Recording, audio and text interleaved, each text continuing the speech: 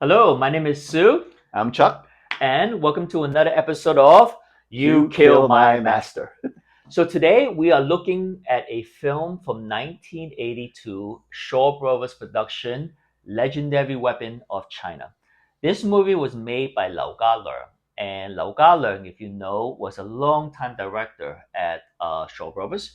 And Lar Gar Leung wanted to show like traditional Chinese martial arts. His family was a practitioner of Hong Kun. Now, in the West, they call it Hongga, but if you go to Hong Kong or southern China, Canton, we don't call it Hongga. We call it Hong Kun, all right? The Hong Fist. Fifth. Yeah. Um, his family actually could trace their lineage in terms of their kung fu practice all the way back to Wang Fei Hong. Lau Ga Leung's father, Lam Zhan, studied under Lam Sai Wing, Lam Sai Wing. Yep. right? Butcher Wing. Yep. And Butcher Wing was a student of Wang Fei Hong. Wang Fei Hong. So he could trace his Hong Kun lineage all the way back to Wang Fei Hong. So, what is Legendary Weapons of China about?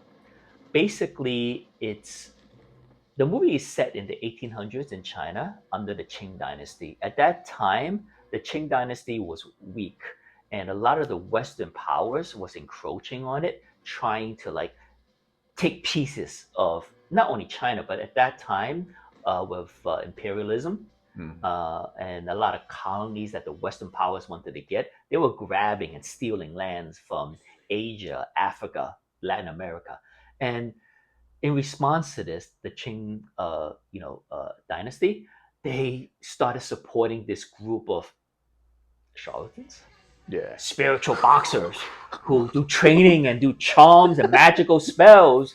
They're able to Right. withstand bullets from the Western power. So if you shoot a gun at them, they'll be able to do their magic spiritual boxing. They'll be able to stop the bullet from penetrating them. So there was a the movie is based on like the Qing dynasty trying to develop these spiritual boxer sects, and different sects was trying to show that we could go and fight the Western powers. Well, one of these sects was led by Lau Ga Leung's character Lei Gong, and he saw that it's a sham. We say that through this practice and charms and spells, we could stop the Western powers' bullets. But he saw that a lot of students just getting killed. It didn't work. So he disbanded his students and he fled and he went into hiding. Now, all the other sects, the boxer sects, the Qing dynasties ordered them to go and hunt him down because you can't have him going around telling everyone, hey, this stuff doesn't work. So it's basically about Carol Hui, his character, and Xiao Ho's character, two different sects trying to hunt down Lei Gong. And now, little fun fact about Carol Hui: if you see her, if you see a lot of the 70s, 80s show movie, you'll see Carol Hui. The thing about Carol Hui was like she looks believable. Yep. In this, right? She's very good. Yeah. But she's not a martial artist. Mhm. She started out as a dancer. She actually studied dancing, kung fu or martial arts dancing under Danny Yan's mother. Wow. It's almost like Michelle Yao, who wasn't really a martial Yao artist. was a dancer. Yeah.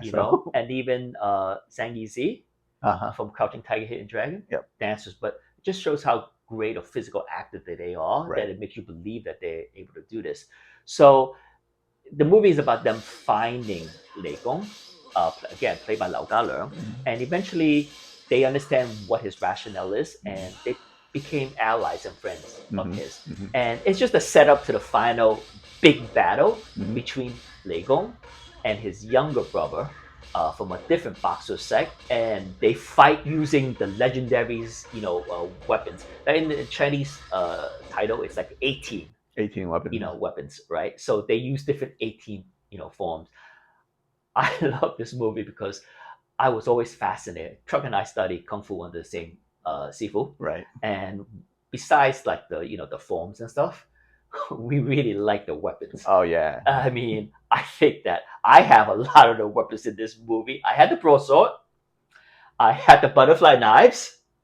I also had the steel. That was my favorite.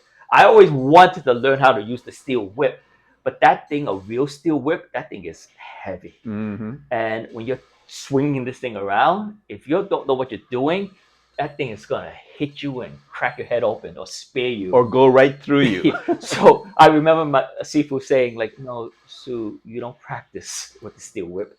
Get a rope, make a handle, and we'll tie a little beanie bag, and you'll use this to practice until. Because if I was doing some of those where it swings and I catch it like this, if I had the steel whip, I didn't know what that thing's gonna hit me. And what did you have? Well, just like Sue had butterfly knives, the steel whip, and my favorite is the 3-section staff, which, from another movie, Master Killer, they actually show how that thing is created. Of course, we don't know if that's true or not. It's probably just storyline. But anyway, 3-section staff to me is amazing, and of course I have one, maybe 2 at home, which I barely know how to use.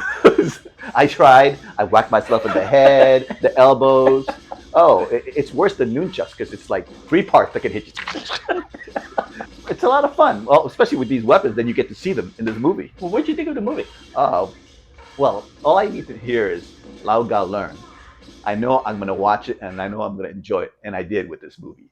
Just because to see this man, he looks like he could be my dad, your dad. He doesn't look young, but the way he fights is, you will just be like astounded. Like, how does this guy do this?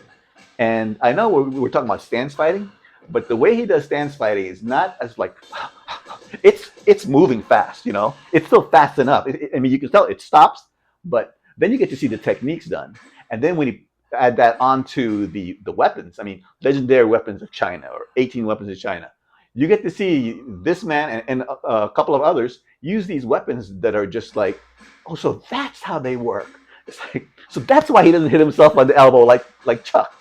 If you're not so familiar with weapons that have been used in China, you should watch this thing because you'll be just like, wow, that's what that is. So I mean, some of the weapons are not practical. Well, yeah, of course. You're not going to carry the pitchfork. Yeah, no. Right? Yeah. But some of those weapons, I'll be honest with you, I think those butterfly knives, they have heft. You could really like mess people up with that. Yeah. But or yourself. or even like the 2 daggers. Yes. I mean, those things, if you conceal it, yep. Those things are deadly, right? Yep. Just a little bit fun fact: if you watch the movie, the actor who plays Lei Gong's brother in the movie is in real life is his real brother, and you'll see him in a lot of like kung fu movies from the 70s and 80s going into the 90s. And there's actually a cameo, a comic cameo with Alexander Fu Sheng, who, if you watch a lot of these Shaolin temple movies from the Shaw Brothers in the 70s, anti-Qing, overthrow the Qing, restore the Ming, he always played Feng Sayok, right? Or somebody from the Shaolin temple. So maybe one day we'll do an episode on Alexander, Fu Sheng. And just a little bit, the Wu-Tang Clan were big fans of the Shaw Brothers, kung fu movies, right? So they actually released an album called Legendary Weapons, and that was their kind of like tribute, to legendary weapons of, China. So if you get a chance, look for the movie. You could find it. I mean, if it's not on a streaming platform, you could definitely buy the DVD. Yep.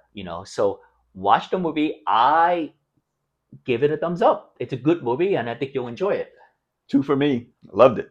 All right. Until next time. Take care.